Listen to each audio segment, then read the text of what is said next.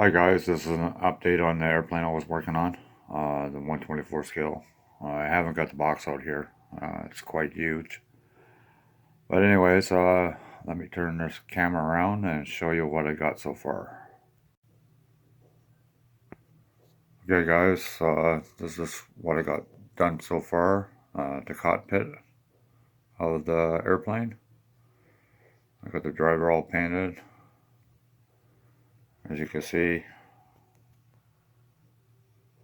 I got the gauges all done.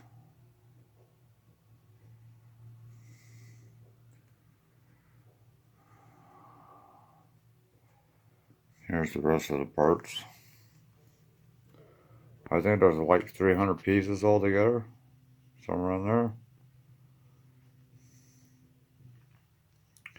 Anyways, there's a question to you guys. What color are usually the motor parts on these airplanes?